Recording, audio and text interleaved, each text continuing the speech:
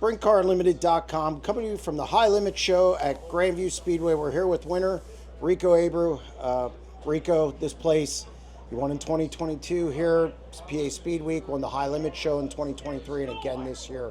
Fourth a year ago. This place, you're just so good here. What is it about Grandview that just seems to suit what you do? Yeah, I mean, I just think that, over the years, I come in here with Paul Silva and chasing Kyle and just, and then coming, getting my butt kicked and really just doing my homework on understanding how to get better here and coming with Ricky and Brady and Zach and just the short track package that we've developed, especially at this place, and just understanding what my car needs, throughout the feature and watching the race develop. I've really, tried to just dissect all that and understand that, you get running around the top and these features end up finishing around the bottom here and just knowing what lane to move in. So, lap traffic definitely was the key to winning tonight, getting through traffic and the balance of our car.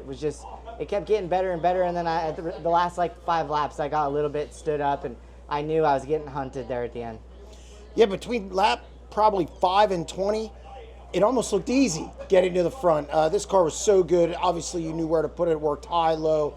You could go anywhere on the track. Did you just hit on, was that kind of the plan, the middle stages of the race? Yeah, I mean, they definitely do big reworks here right before the feature. And, and as the grip level wears off and the fuel load burns off, the back of our car rose up quite a bit. And it traveled a little bit further where I had to be a little more disciplined on my foot with the throttle pedal. And I think, in lap traffic, just making sure I'm packed in the bars and having that speed when that board speed's going away as the race goes on, it's just harder to keep my car down. So, I didn't want to be a sit and duck on the bottom or sit and duck on the top. You can get too high here and spin your tires and really, get in trouble exiting. So, last year the race was won on the bottom, so I just knew at the end I wanted to try to be down there. It looked like, obviously, I'm sure you didn't want to see those couple cautions there, especially having a 2-second lead. And I don't know, did you just get a little freer late in the race and you were searching? Yeah, I definitely got freer as the fuel load burned off. The track got slicker.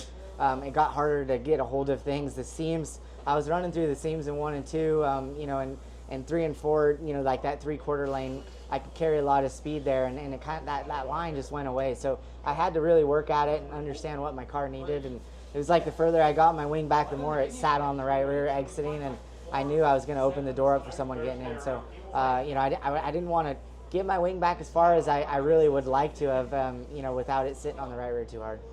Did you know how close Brad was? Yeah, I knew he was there. You don't, you don't let the big cat, you don't spin your tires 2 laps in a row and open the door up getting into 3 a few times. So I knew he was coming. It's just a matter of what lane I chose with the lap traffic, and I didn't want to get too high up top and to, slow my pace down on the bottom. And so I just kind of tried to shoot the middle there at the end and keep the board speed up. But I knew anyone behind me, it was just a clean lane no matter what lane I chose. So, I knew the 49 stayed with me there. Struggled a little bit at the beginning of the year, but boy, you've caught fire over the last month. What's changed? I don't feel like we really struggled severely with, running out of fuel at Vegas.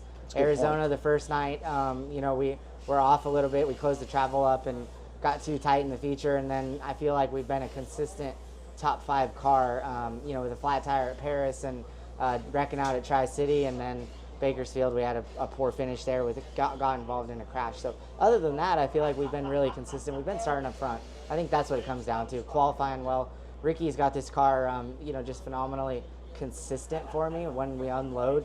It's just a good feeling where I feel stuck in the racetrack, and he's just really dialed in, a soundness feel for me to where we unload, and it's just, it's always the same. Last thing, how about as a driver to get in this thing and drive it every night when you're winning races?